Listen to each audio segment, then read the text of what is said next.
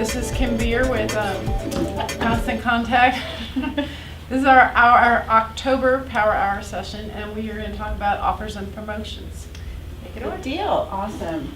Well, thank you guys for coming out today. So today we're going to be talking about how to structure the offers that you make to your audience, whether that be for an event for the chamber, whether it be to drive memberships for the chamber, or whether it be to get new clients into your CPA firm. So we're talking about some simple strategies to get you good results. My whole mission in life is to make people get results for their small business marketing. I want to see people actually be able to turn ideas into sales and marketing into money. So it's important to me that you be able to get results. My name is Kimberly Beer, and I am with Constant Contact. I also have my own company called Midnight Productions Incorporated. Both Constant Contact and I have a mission that are very aligned, and that's to help small business owners be successful. So, to have an effective offer, let's go back. We really want to have several qualities to that offer.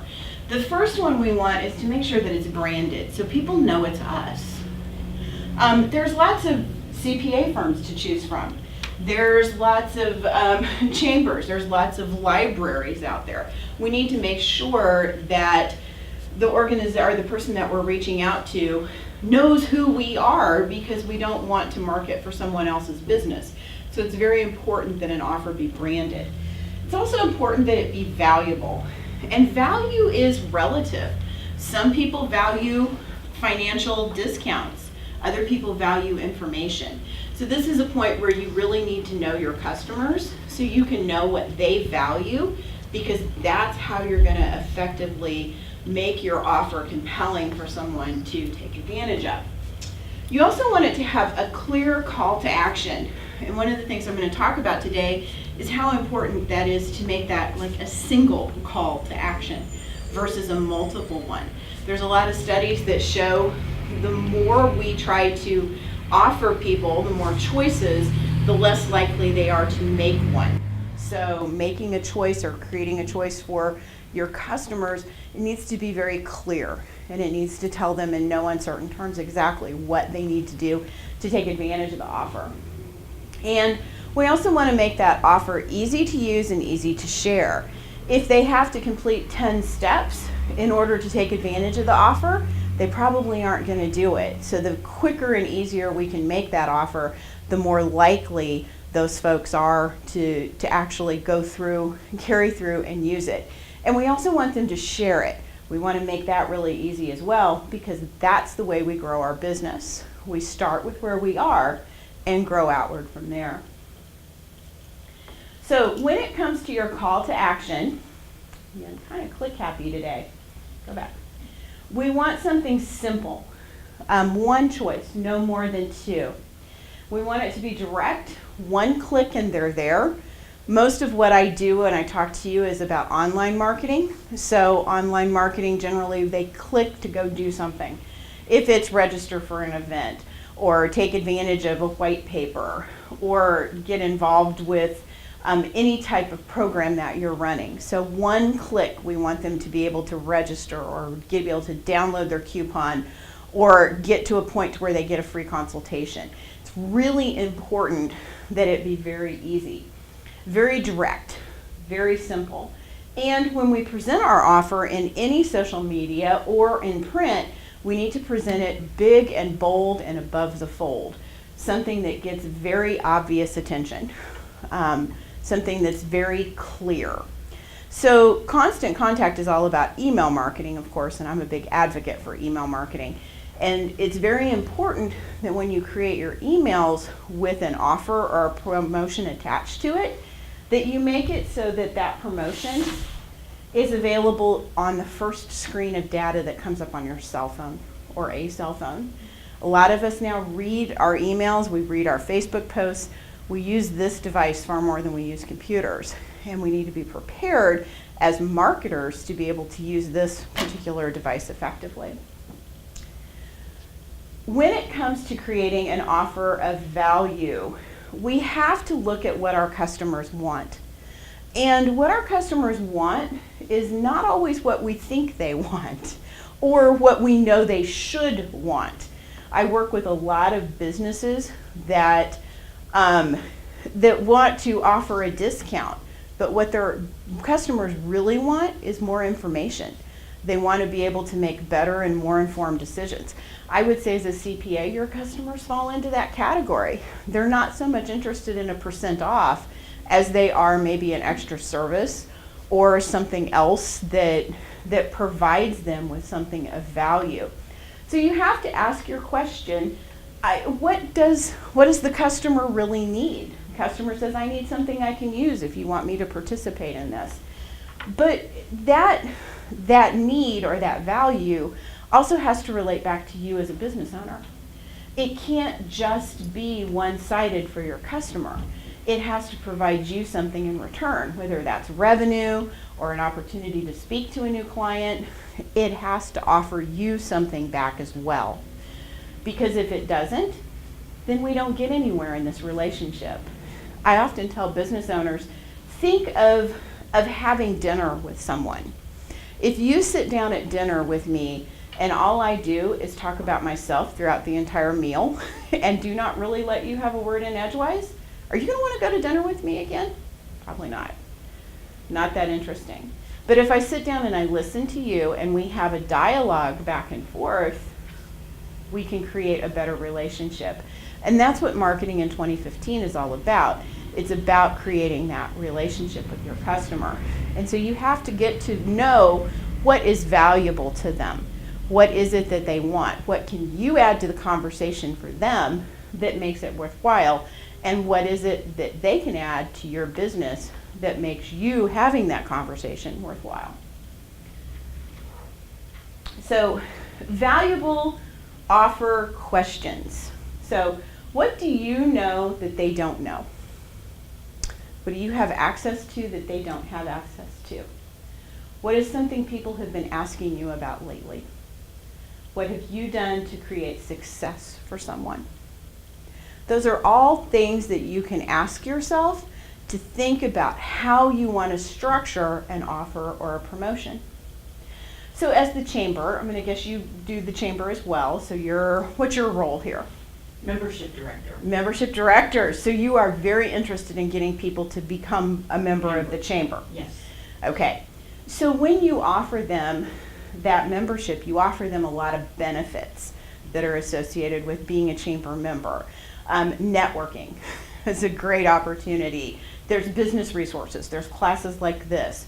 There's a great number of things that you have access to that they do not. And those things are probably more important than a financial discount. Probably much more important for you to not offer the financial discount, but it's very realistic for you to tell people about those benefits that they're going to get for their business that are going to help them grow their bottom line. So in your offers, you want to look at driving that particular concept forward to them to know all of the things that they're going to get to help grow their business as part of the promotion that you're doing. Does that make sense to everyone? Does it make sense to not necessarily structure that offers and promotions don't have to be a discount? They don't have to be something for free. They can be information, they can be education, they can be something that you provide, networking opportunities. To me, those are priceless. That's one of the biggest reasons to belong to a chamber, is to be able to network with other chamber members. So it's very, very important that you have that relationship. Come on.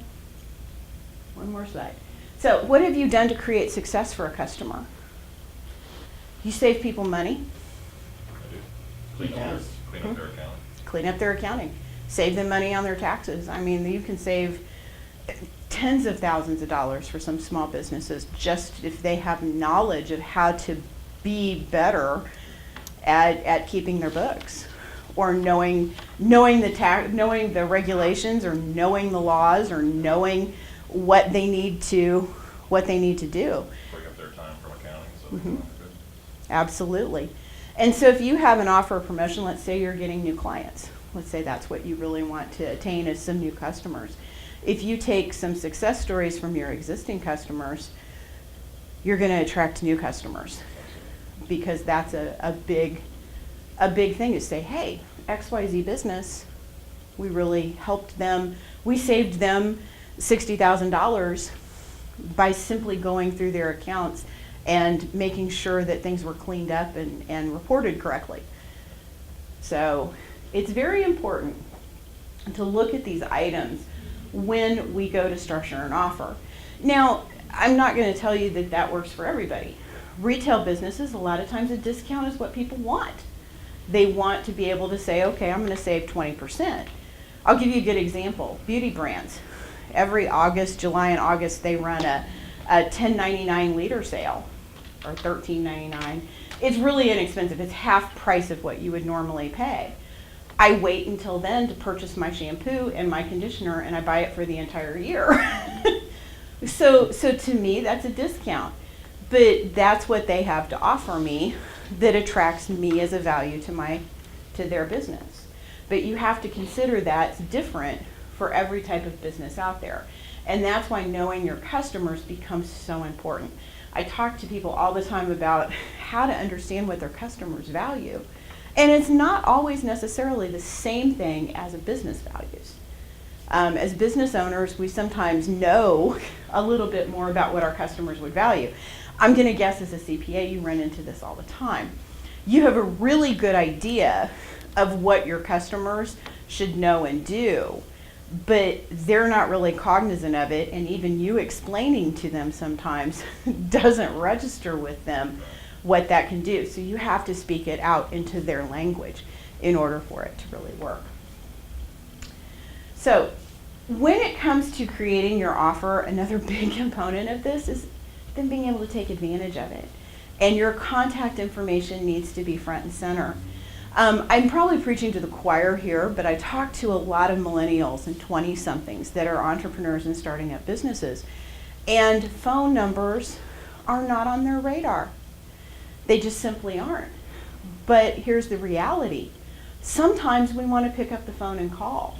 And we save emails and we save communications from a business so that we're able to get that contact information, because let's face it, we don't have access to as many yellow pages as we used to. I mean, who here has used a phone book in the last week, last month, last year? It's just not there anymore. So contact information needs to be visible. And your call to action needs to tell them what to do, but the contact information needs to be there in case they're not clear on what that is. They do want to be able to reach you by phone. So I have some recipes here for offers and how to structure them for different types of marketing online. So if we're talking about email marketing, here is my content recipe for a successful email. That is your name and logo. That qualifies our branding attribute, right? So people know and recognize who you are. One offer with a call to action, so something that's single. Constant Contact did an interesting experiment with one of their customers that was a florist. And the florist divided their list in half for Mother's Day. And half of the list got a choice of 4 bouquets to choose from. And the other half of the list got 1 bouquet to choose from. Do you have any wagers on which one of those worked better? I'll give you a hint. The single one outsold the 4 bouquet by 3-1. 3-1. People don't want to make those decisions that take No. time. I always think of my nail tech when I go to write people's offers. I love her. She is fantastic. Whoops. And I adore how she does my nails. They're beautiful. However, she has a terrible time picking out nail polish because there's too many choices. I'm always like, Angel, do you have a new color? I want to try a new color on my nails. No, I didn't get any. I thought about it. I went to the store. I stood in front of the beauty supply place, and I looked at all the nail polish, and I couldn't make a decision. That happens more than you would like to know. So cutting down the number of choices is very important. So my recipe, one offer and a call to action. One trackable item of value. When it comes to email, we want to offer for people a value. So for everyone here, there's probably an instance of that. You may want to offer them a checklist of things that they need to think about when preparing their end of the year books. Just 10 things to think about when you're closing out your year end, or 5 things, or 3 things. Numbers work well, by the way, everybody. Numbers work great. And they never ever fail you. People never get sick of opening emails or offers that involve numbers. Truthfully, and odd numbers work better than even ones. If you send them 3 things they need to know, it's better than 4. Oddly enough, that's how it works. So it triggers something psychological with us to look at that. But numbers are very important. So that's something that you might want to offer as a trackable item of value. So what do I mean by a trackable item of value? When you use email marketing, you're using something that tracks who clicks on what. So you get a report back that says X number of people and their email addresses clicked on that. So let's say, remind me of your name one more time. Scott. Let's say Scott sends out an email the middle of November that says, here's 3 things you need to keep in mind when looking at you closing out your year to help your accountant. And you just send it out generally to your customers. You're creating a better customer. And you say, encourage them to forward it to a friend. And you see who's clicked on it, who's downloaded it, who's forwarded that email. Now you can go back at the first of the year, and if those clients aren't right in touch with you about getting on the ball to get their taxes done or getting on the ball to close out their year, now you can send an email to them and say, hey, here's a special. Maybe we offer a discount at that point. Does that make sense? On how you would utilize those offers, kind of stacking them together and utilize the reported information that you get back in email marketing. Because you now know who's interested in what, who's interacting with what. And there's a certain number of our current customers that kind of fall off our radar at different points in time. It's not necessarily that they don't want to be customers. It's just simply that something else has occurred in their life or they get busy with something else, and we certainly don't want another CPA firm to come along and snatch them up. So we want to make sure we stay in front of them. And that's a perfect opportunity to know who is interacting with what and to give them something that's of value to them. So once you have those 3 items, then you're going to add a pinch of contact information sprinkled with a sign-up block, because we want to encourage that forwarding to a friend. And at that point, we want to make sure that person can join our list if they want to. And then we want to season with some social hookups that allow them to further interact with our business if they would so choose. Now, the main reason people sign up for your email list or that they follow you on social media has to do with getting an exclusive or behind-the-scenes sort of offer or deal. So you need to provide them with things like this because that's truthfully what they expect, something that has value. Make sense? When it comes to setting up your Facebook offer, here's what you need to consider.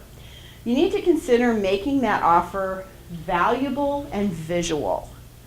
Visual Facebook posts get more interaction than posts that are not visual.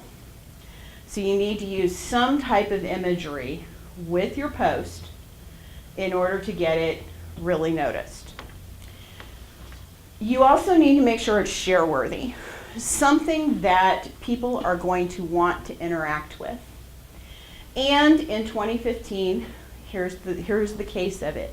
You are probably going to end up paying to boost that Facebook ad if you're really wanting it to be beneficial to your business. I'm sure I'm not telling anyone in here anything new when I say that when you post organically on your business page, it goes between 2 and 4% of your audience. So if you have 1,000 likes on your business page, only 20 to 40 people have the opportunity to see your business post. Did that come as news to anyone? Everybody pretty well. At this point, most business owners, unless they're new, are pretty pretty savvy on to EdgeRank, which is Facebook's algorithm for choosing how posts are distributed. So we really have to realistically look at purchasing Facebook advertising. Anyone in here tried that? You have? Did you have some success with it? I would say, I don't know whether necessarily it was success, but you can obviously tell that the reach was better and that it had more shares. Yeah. I mean, so I think from that benefit standpoint, yeah. Well, Facebook advertising gets better and better every day.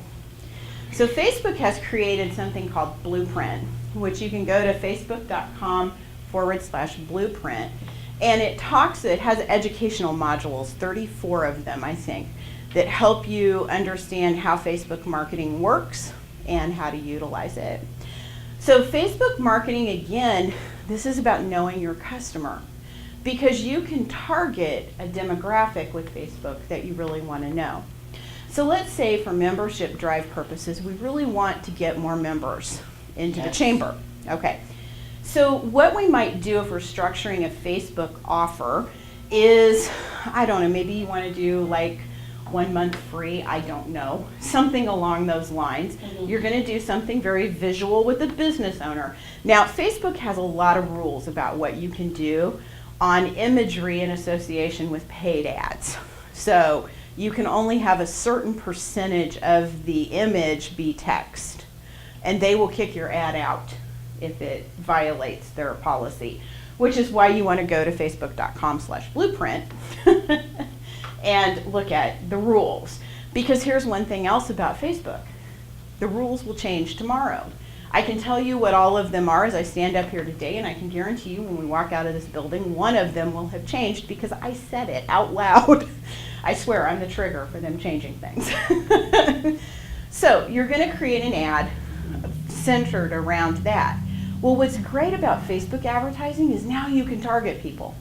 Facebook has been tracking everything all of us have been doing for years now. So they have a pretty good concept that Scott owns a business. Even though he's only personally on Facebook, they have a pretty good inclination that he owns a business. They know where he lives. They know his age range. They know a lot about his income and his financial situation just from what you like and purchase and interact with. And you, Pat, can target him specifically. So you can list that you want to target small business owners within the zip code of 64015, and the ads will appear in that person's newsfeed. Did you know that could happen? You look a little shocked. No, I didn't. So that's a perfect opportunity for you to be able to target business owners that and you probably are going to get some people that are chamber members, but it gives you an opportunity to target people in that particular demographic. So those are those little ads we see on the side. They're not the ads they see on the side so much as they are the ones that appear in the newsfeed. In the news. Yeah. So Like, here's- if you pulled up my Facebook, it would show like Gusto payroll service, because they know, Facebook knows that I'm an accountant. So it's pushing these ads these vendors that want to sell to accountants. Yep. So ADP and Paychex, you'll see those ads on my Facebook page. And it's really slick because here's what I happens. see a lot of wine ads online. For those of you on the tape that didn't hear, that was I see a lot of wine ads. I just want to repeat that. But let's give this another, because it gets a little slicker than this even. So let's say what you want to do right at this particular moment is you're going to run a campaign to get more likes on the Chamber Facebook page. And that's actually a campaign that you can run on Facebook. So you can target people in this area that you just want to get more likes because you want to get the community more involved, which is another big thing I see chambers struggle with, is being able to get the community involved with what's going on at the chamber, because the community is part of this equation too. So let's say that Jacqueline and I are friends, and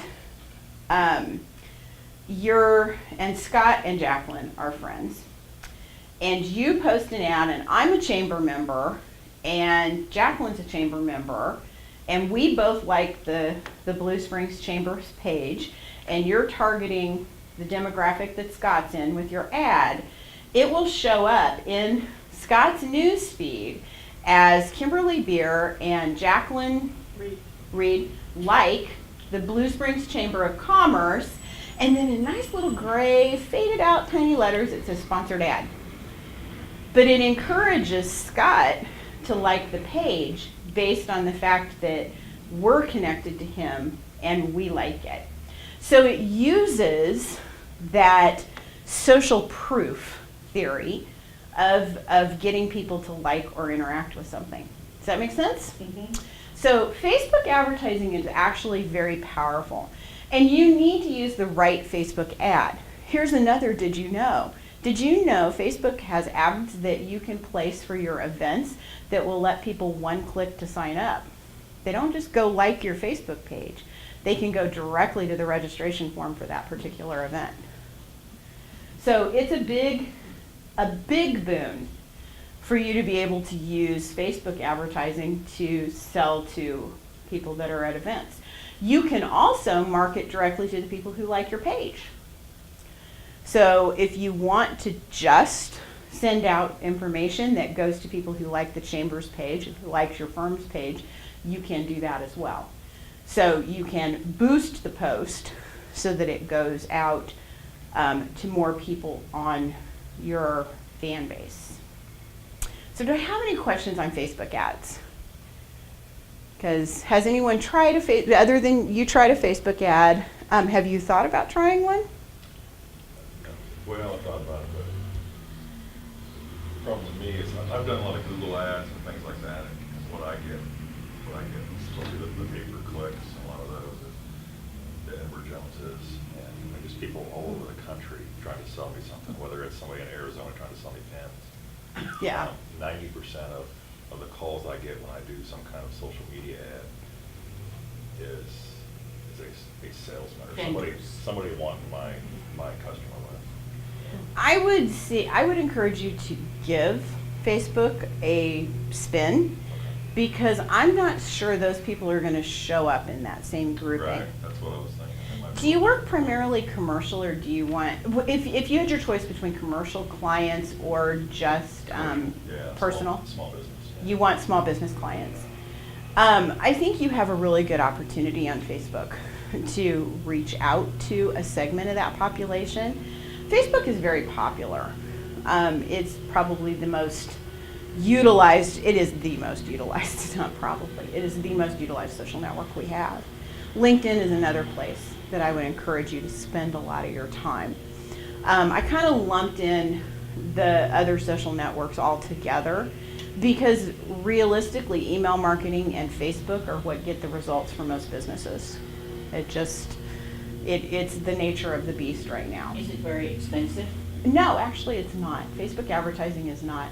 If from those of us who come from a era where we had to buy print advertising, it's actually incredibly affordable. And you choose your budget. That's the kind of cool thing about Facebook, is you say, I'm just gonna roll the dice here and spend $30. And it'll tell you what results you'll get. And the better targeted you are, the more opportunity you have of actually reaching those people. I think Facebook used in conjunction with email and supported by your other social and print advertising is the best way to run an offer or promotion. And I'm going to talk about tying all of those things together, because I think realistically you have to look at this whole process as something very holistic. You have to come at it from multiple angles. You can't just buy a Facebook ad. You've got to work it from different points. So you're saying like do a Facebook ad, do email, and then do like direct mail marketing, or put Yeah. something in the newspaper? Yes, exactly. All of it at once. What I try to get my customers to do who work with me on a regular basis is to think of their advertising as campaigns. And it makes it easier for you, think of it as a political campaign. If you're a candidate, you have one goal in mind, to get elected, right? Mhm. And this is all kind of at the forefront of our minds right now with the presidential election coming up next year. We're seeing a lot of it. But you have that one goal in mind, and you approach it from multiple sources. You go to debates, you shake hands and kiss babies on the train across wherever it is that your constituents are. You send out emails, you send out print ads, you do direct mail, you get in contact with people that you think you want to vote with you on LinkedIn. You tweet about things. So you have one goal. So if we think about it as a campaign, so kind of liken it to that political campaign of using all of these different avenues to support one thing. And if you're looking to boost chamber membership, it's the same as boosting new customers here with the CPA firm, or getting people for sponsorships, or what do you use for your marketing, Jacqueline, so I can give you some specific ideas? We do Facebook. We have a system page, but we also have individual branch pages. So whenever we're trying to drive customers to a certain branch, we post on Facebook. But they have tried to use Instagram and Pinterest, maybe not as much, but then we are starting to get into the email blasts. Our hang up with that is the opt-in. I mean, we're kind of behind the whole, we don't want to just put everybody that has a library card on an email list. So they're trying to do targeted marketing, but also have people opt in first. So we're trying to build that database. And that sometimes can be a little bit of a struggle. That's one place where you guys have an advantage. I think everyone opts into what you're doing when they sign up with the chamber. But it doesn't mean that you can't use that to grow out beyond. But what you want to try to do is to think of all of that as again, something very holistic. You come up with one concept, one deal, one offer, one thing you want to structure, and you make it look similar and feel similar across all of those different platforms. And one of the biggest pushbacks that I get when we start this process with a new customer is most of them are like, well, this is oversaturation. If Jacqueline and I are connected on Facebook, she's on my email list, we're connected on LinkedIn, she follows me on Twitter, and I have her mailing address, and she gets the local paper, isn't this going to seem like it's overkill? In our culture, the number of ads that reach us every single day is astronomical. I mean, if you just start counting, you will not be able to do anything but start counting advertising as you leave this building and just go a block.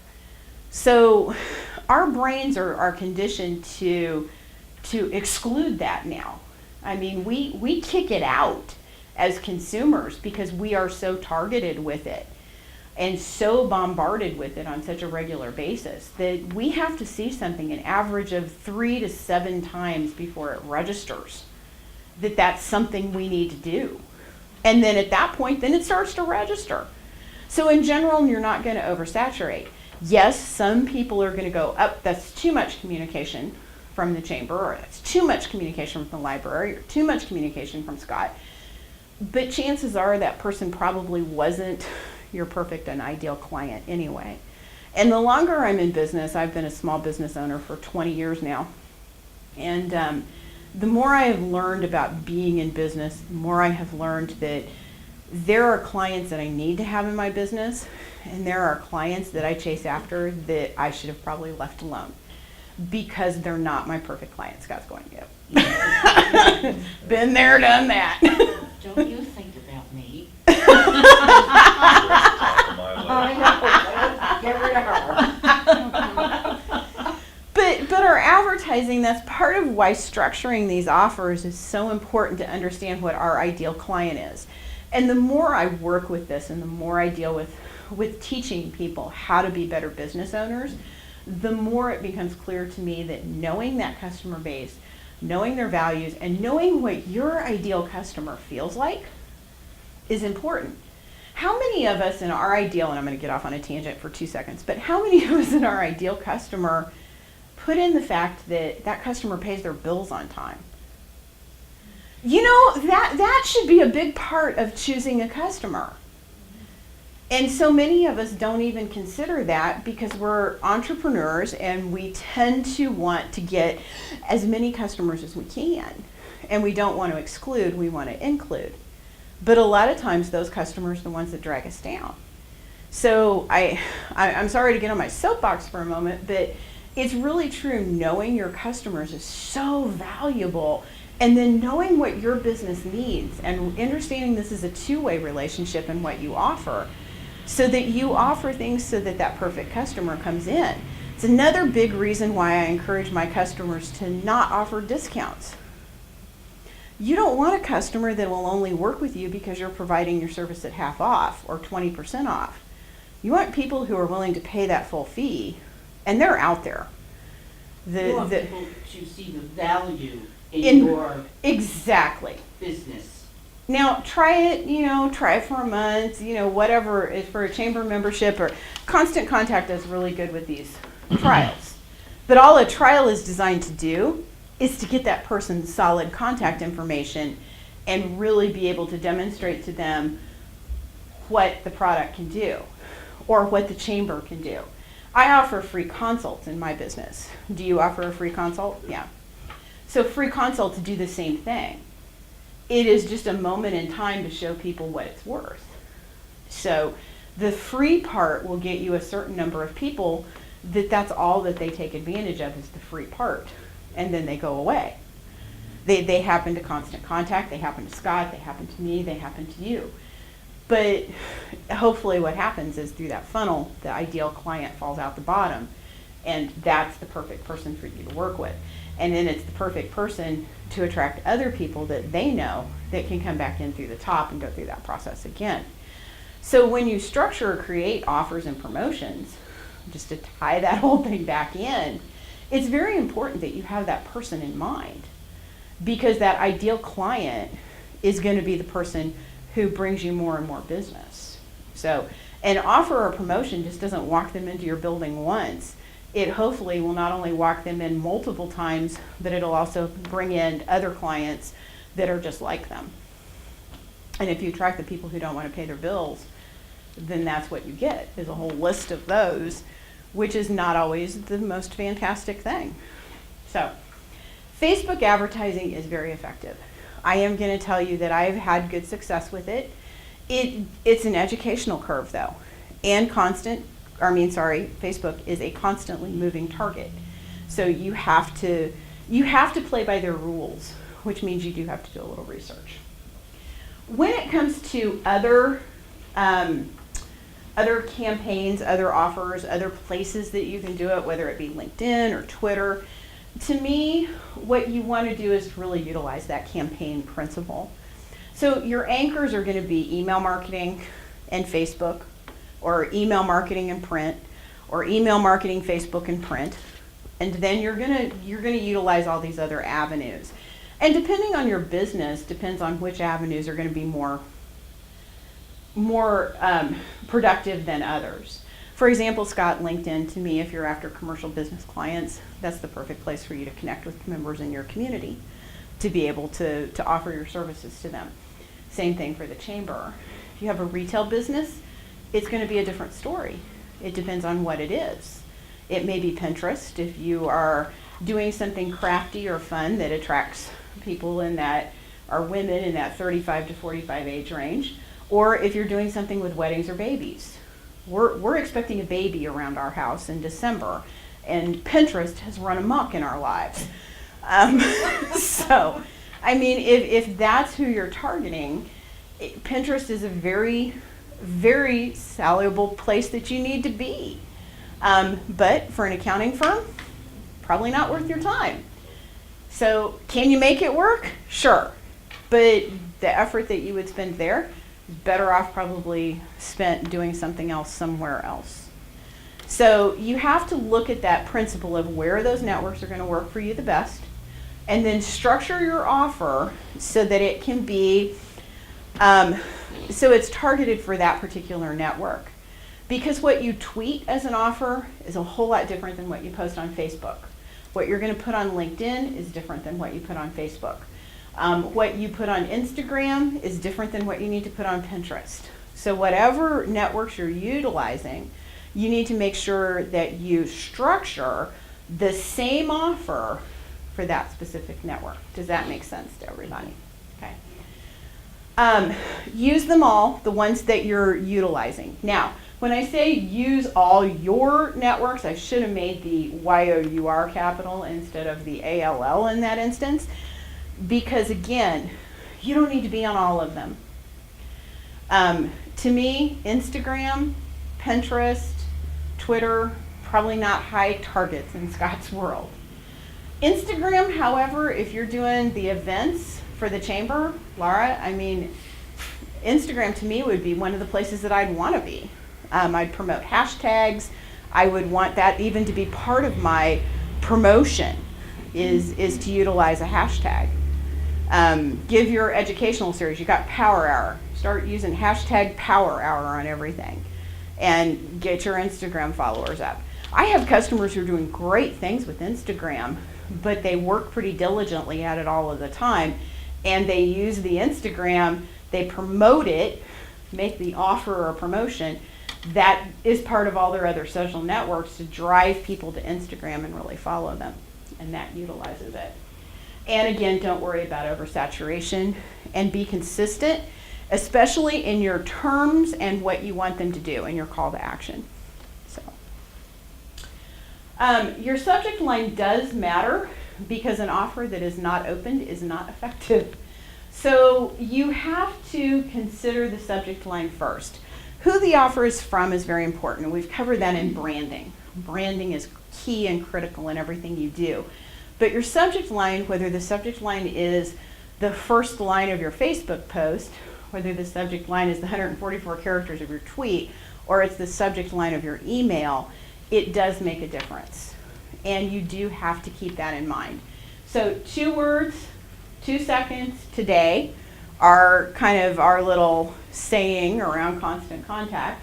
So you have about 2 seconds for people to read it. The first 2 words tend to be the most important, and it better matter to them today.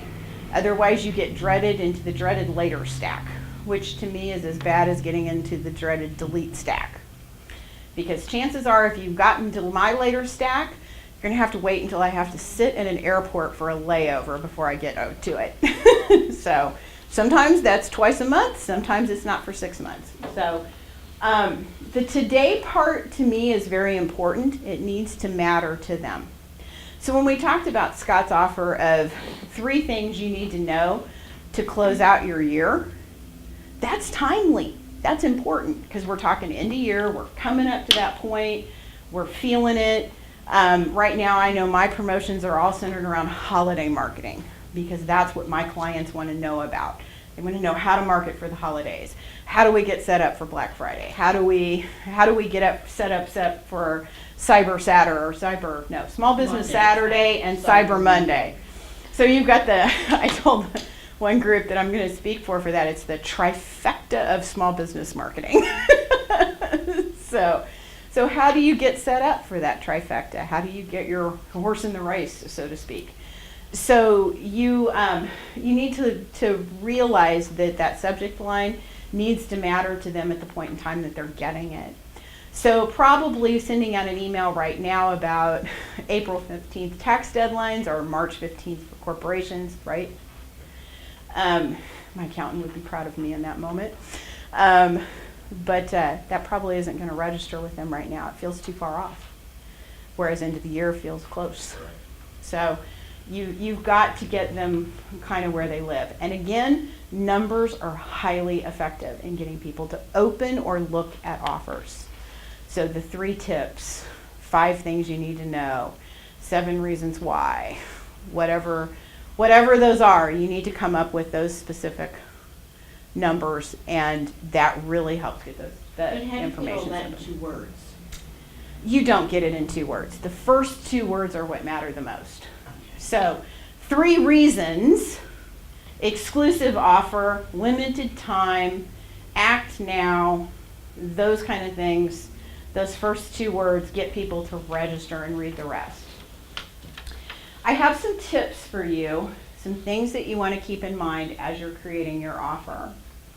If you're not sure what to offer as an incentive in an offer or promotion, here's some ideas. A gift or swag. A lot of times people are interested in that. Percentage off, we've already talked about that. A special offer code, on-site service, exclusive video link, ebook, white paper, or guide.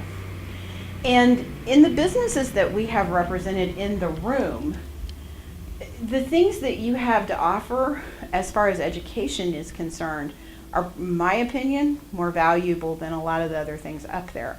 They're more valuable than a free gift. I would far rather have your expertise than a keychain. I would far rather have your business expertise than a discount. So we want to consider those things. But there's some ideas for different incentives for different business types. Yeah, I did a 10% off 10 years ago, and the only two people that took advantage of it were two current clients. Yeah. So, Yep. I got no new clients. And they probably would have taken advantage of the full service offer, so. Yeah, I mean, they were correct, yeah. Yep. So, but you rewarded loyalty, which is important. So they feel nice and fuzzy and warm about that. So that was not a bad thing. The other thing you want to do is you really want to target your offer. And we've talked a lot about knowing your customer, knowing who you're extending the offer to, and targeting it even more to a very specific set of customers is important.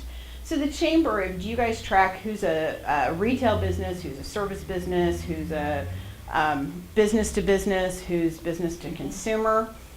If you have things that you can target directly down to them so that your offer comes out in a message that specifically fits that business, here's what I know about creating offers. I know that if you get one that feels like it is so targeted to that person that they feel like they're the only person, or that offer is written specifically for them, the more likely they are to take advantage of it. So the more targeted you can make things, the better. Now, you can segment on Facebook by targeting different demographics. You can segment your email list by targeting different sections of what you track. And your email list is very easy in Constant Contact to segment. You can add keywords, you can add a lot of other information when you import people in, or if they're currently imported, you can add them to a spreadsheet, add the keywords, add the information, tags is what we call them, add tags to them, import the names again, and it will add the tags to those contacts. So if you have that information and it's not currently in Constant Contact and you want to utilize it, please let Paige or I know, because we can help you with it, to get it done. But the more you segment, the more likely it is that you're going to be able to get that message directly to the person who needs it. And this also helps you, Scott. For example, maybe you want to offer the 3 tips to your current customers, but you may have a list of people that kind of fallen off your radar in the past year, haven't been in touch with you maybe since tax season or the first of the year, and maybe what you could offer them is a 10% to come back. But you only offer it to that segment, so you don't have the current customers that would have paid you full price anyway coming back. So you segment out and target down the offer even closer.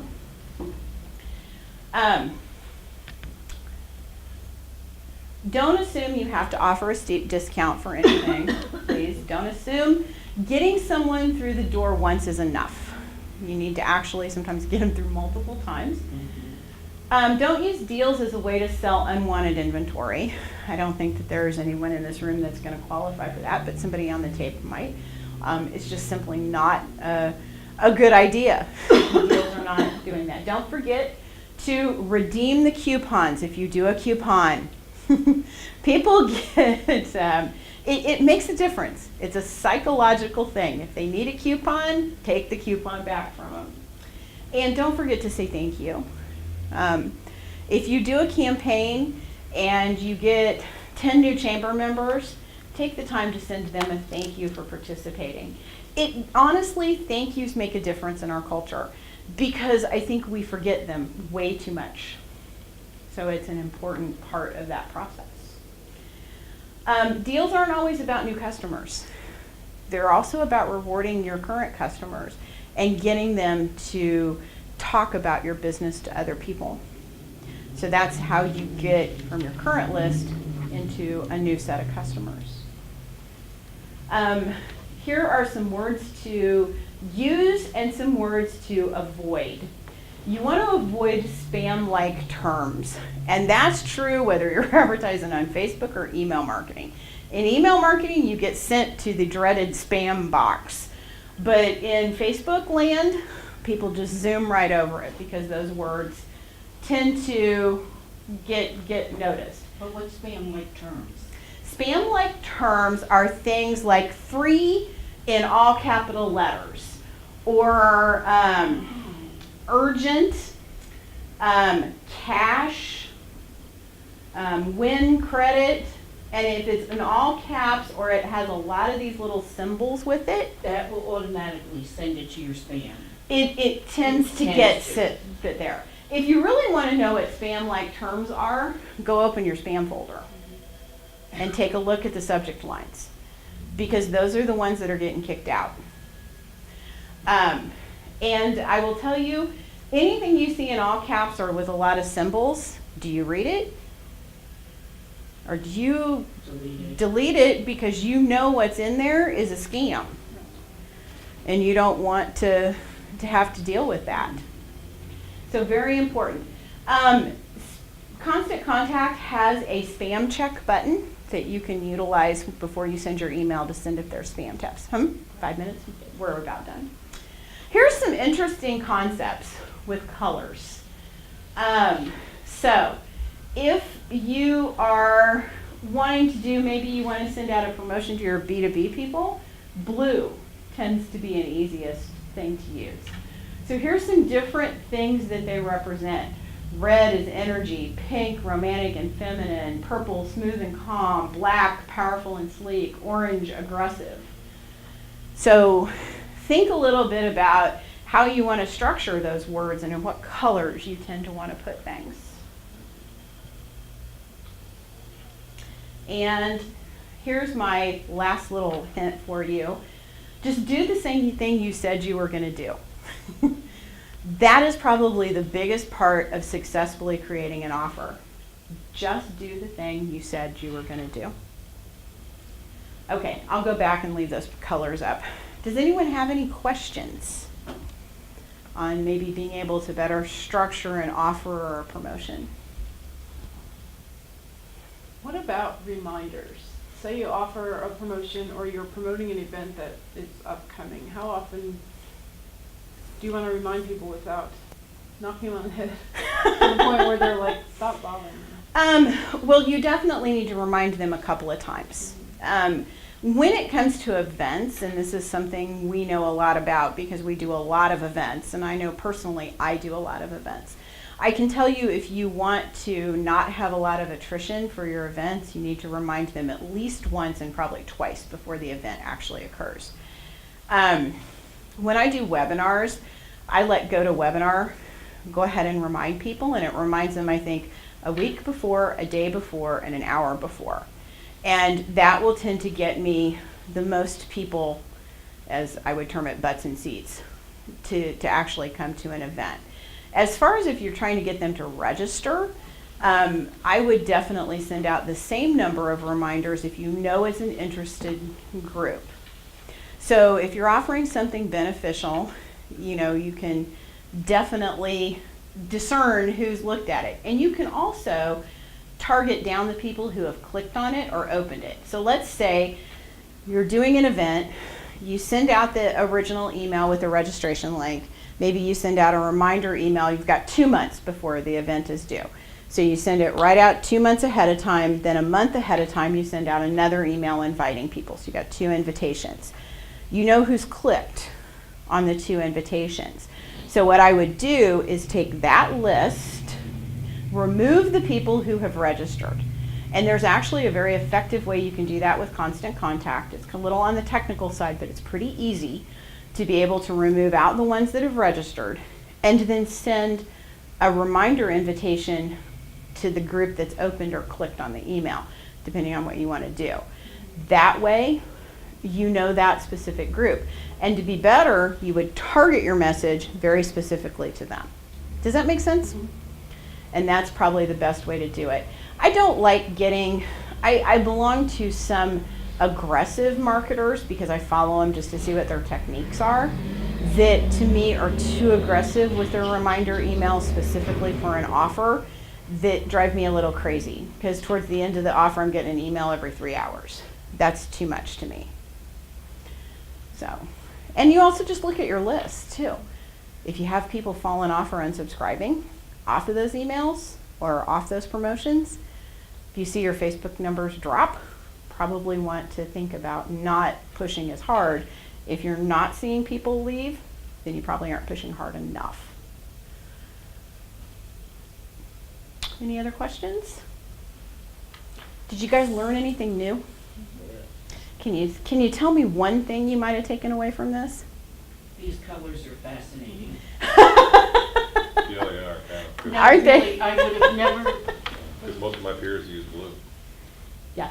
which is interesting. Associated with banks and businesses. You would think green would go with money. And we try to stay away from green, and we stay away from red because it's considered negative in our field. Yep. Black is more. Blue. I would never, colors, it never entered my mind that colors associate with that. The psychology of sales and the psychology of how we process advertising and marketing is incredibly intriguing to me. Because, and it's true. I will do, and I did this long before as a web designer, if your website and you came to me with a product that was really expensive, I would tend to want to put your website in the contrast of opposite of what we do. Black background, white type, that black and white, really very sleek. So, Being women, we should know that everyone wants the little black classic dress. yep. And think about the luxury automobiles. When you They're see black, a the limo's really, really high class, they're either black or white. And usually if they're white, they've got black appointments. So, and if you want to get, yellow is definitely optimistic. So, yeah. Green, wealth and recreation. So it's But a, then it says the easiest color for the eye to process. yep. Now here's something interesting though. I live with a red-green colorblind person. So green to him is a whole nother thing. He also does my photos. He processes photos and I'm like, that photo needs a little less green in it. It's weird. He does a really nice job. They're usually very pretty and saturated. I was a little afraid at first, but it's interesting. So anything else anybody would take away from today? Maybe something you'd put into practice that we talked about? Well, I think you're going to try a Facebook ad. I didn't know about Yes, the we'll s- blueprints, the Facebook blueprints. Yeah. I didn't know that either. Same. Facebook Blueprint is pretty amazing. It is actually very, very interesting.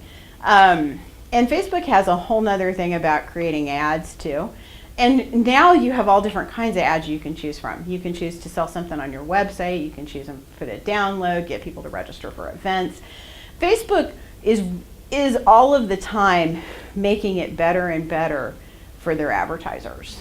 And it's the same with, all of us are learning. I heard this wonderful term the other day called digital diapers. We're all still in digital diapers. And as we come up in this, I mean, we're really creating the way people are going to do this in the future. And all these companies, Constant Contact is constantly learning about better ways to be able to help small businesses market. Chambers are learning about how to impart some of this information out. We're all in a process of being able to do this better and better and better. And to me, there's no better time to be part of it. I'm so excited to be part of all of this. And Facebook is learning. They're learning how to be better at marketing. And they set themselves up for success by making sure they watched our habits. And now they've got a pretty powerful engine to take out there for us to drive because they do know so much about us, which is creepy and happy all at the same time. When you said that, it kind of creeped me out. Like, do they know more about me than my husband does? Yeah. Yes. Probably, yes. Yeah. Yep, it's pretty awesome. Well, thank you guys so much for coming today. Thank Thank you. I appreciate Great it. job, Kim, thank you very much. Oh, you're welcome. November 17th is our next Power Hour, and that will be Todd Long speaking about the power of influence. Thank you all for coming. Enjoy Awesome. the day. Thank Great job. you. Thank very you. much. I